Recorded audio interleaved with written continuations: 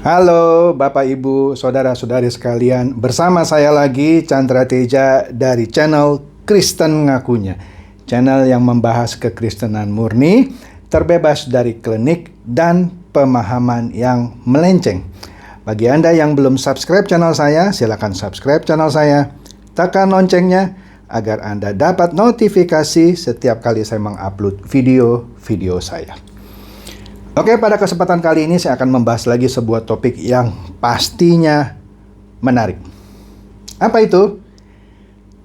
Yaitu Kristen jadilah kehendakku. Apa? Kristen jadilah kehendakku. Nggak salah Pak. Mestinya kan jadilah kehendakmu, Tuhan. Enggak, benar ini. Kristen jadilah kehendakku. Oke? Maka dari itu, dengarkan video ini sampai habis supaya Anda mendapatkan pengertian yang komprehensif. Jangan di-skip, oke? Nah, begini. Awal-awal saya menjadi orang Kristen, saya sering dengar pendeta berkhotbah tentang doa mujarab orang Kristen. Ya, katanya orang Kristen tuh kalau berdoa mujarab. Yang terambil dari Matius 21 ayat 22. Tentang apa saja yang kita minta dalam doa dengan penuh kepercayaan akan kita terima. Ya, ayatnya bilang seperti itu. Ayatnya bilang seperti itu. Ya. Terus terang, itu adalah khotbah yang paling menghibur saya dan pastinya juga menghibur mayoritas orang Kristen juga. Udahlah, jujur aja ya kan. Tetapi sekarang saya mengerti bahwa ayat ini pada waktu itu dan mungkin sampai sekarang masih sering disalah tafsirkan atau disalah pahami secara personal seenaknya dan dihubung-hubungkan dengan kebutuhan jemaat. Iya, ayat ini sering ditafsirkannya tidak sesuai dengan konteksnya. Nah, konteksnya apa? Nanti sebentar saya bahas, ya kan? Dalam hal ini terjadi comot satu ayat saja lalu dikhotbahkan habis-habisan dengan begitu percaya dirinya. Sehingga kasihan jemaat lugu yang manut-manut saja seperti saya dulu. Akhirnya tersesatkan. Nah iyalah. Nah, kata-kata yang biasa dipakai secara sembarangan ialah imani dengan sungguh-sungguh. Seakan-akan dengan kata-kata itu kita bisa mendapatkan keajaiban dan mujizat dari apa saja yang kita inginkan. Yang lebih gila lagi ialah dipakainya ayat ke-21 tadi, yang dalam rangkaian ayat itu untuk mencabut sumber penyakit, tumor, kanker, atau apa saja dalam nama Yesus. Seperti kata Yesus tentang memindahkan gunung. Terus terang, ayat 21 dan 22 ini, jika disalah khotbahkan, akan menjadi seperti selembar cek kosong buat orang Kristen yang bisa diisi apa saja semaunya. Apalagi jika ayat ini digabungkan dengan Mazmur 37 ayat 4 sampai 5. Sekali lagi, apalagi jika ayat ini digabungkan dengan Mazmur 37 ayat 4 sampai 5. Maka semakin mantaplah teologi kemakmuran itu merasuk hati jemaat. Kristen yang cerdas harus berani menolak khotbah yang asal main comot ayat. Apalagi digabungkan dengan ayat lain yang konteksnya berbeda, tapi dikawinkan begitu maksud saya. Ya kan, setiap ayat itu harus dimengerti konteks historisnya dan kulturnya. Mari kita lihat ayat-ayat sebelumnya tentang Yesus yang mengutuk pohon ara yang berdaun tetapi tidak berbuah itu hingga kering seketika. Yang bisa kita lihat di Matius 21 ayat 19 sampai 20. Oke. Nah, begini, pohon ara sebelum dia berdaun dia harus berbuah dulu. Jadi sebelum dia keluar daunnya, dia akan berbuah dahulu. Jadi, jika ada pohon ara berdaun tetapi tidak berbuah, artinya apa? Dia mandul. Kenapa? Pohon ara itu sebelum daunnya keluar harus buahnya dulu keluar. Jadi kalau ada daunnya tapi tidak ada buahnya, maka artinya pohon itu mandul. Anda harus ngerti dulu itu.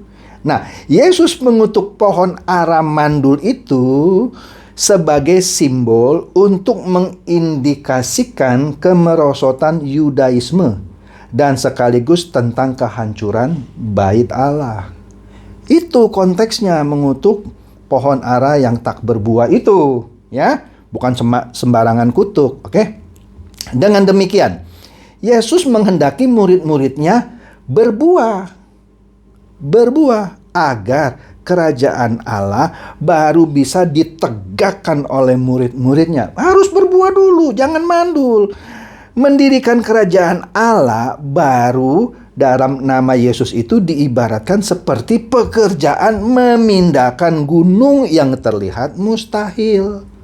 Sekali lagi, mendirikan kerajaan Allah baru dalam nama Yesus itu diibaratkan seperti memindahkan gunung yang terlihat mustahil.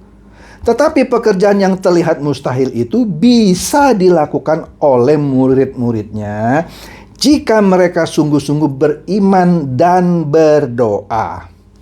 Itulah konteks asli dari rangkaian ayat-ayat itu, yaitu Matius 1 ayat 18 sampai 22. Jelas itu ditujukan kepada murid-muridnya yang pada waktu itu menganggap mustahil mendirikan kerajaan Allah dalam nama Yesus.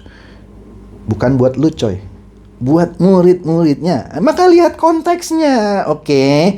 Nah, bagi umatnya, Yesus memberikan contoh doa yang benar di Taman Getsemani.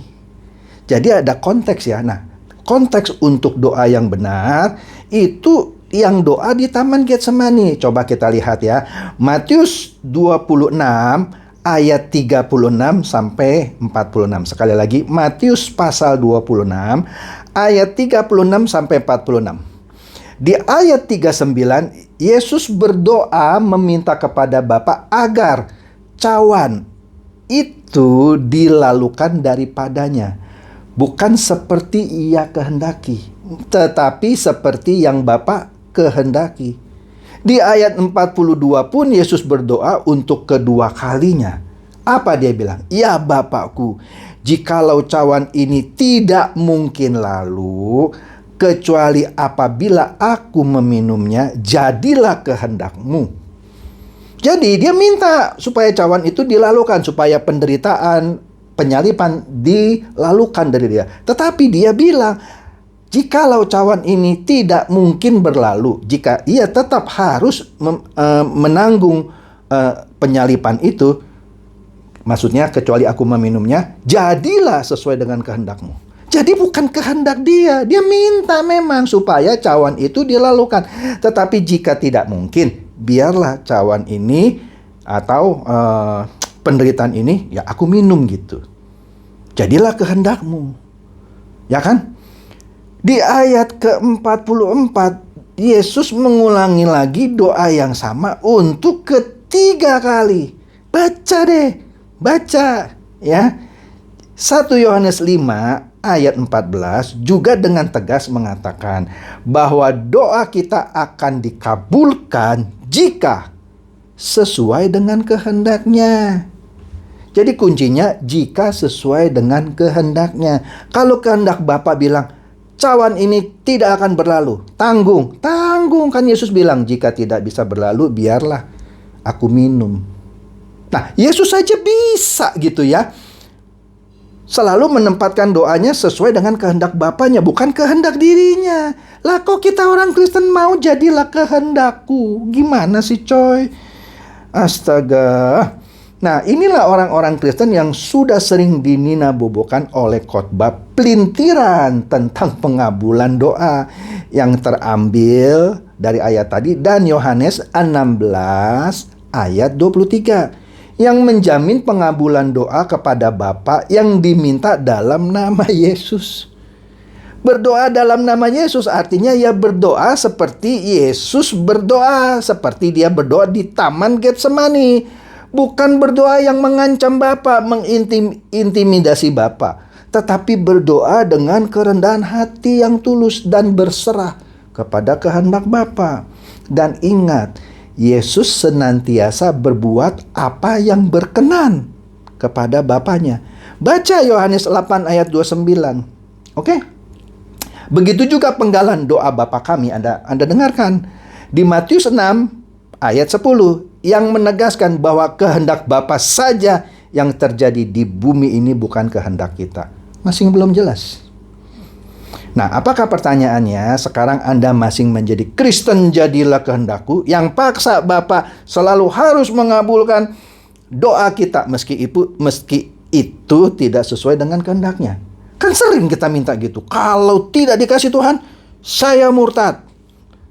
Tuhan bilang, murtad aja emang gue pikirin. Kira-kira gitu ya. Jadi selalulah berdoa sesuai kehendak Bapa, bukan berdoa menurut kehendak diri sendiri. Ya, jangan seperti saya dulu gitu ya.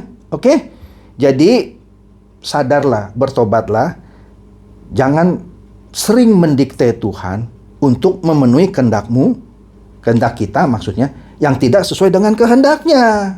Ya kan? Jadi kehendak dia yang harus jadi, bukan kehendakku atau kehendak kita yang bertentangan dengan kehendaknya.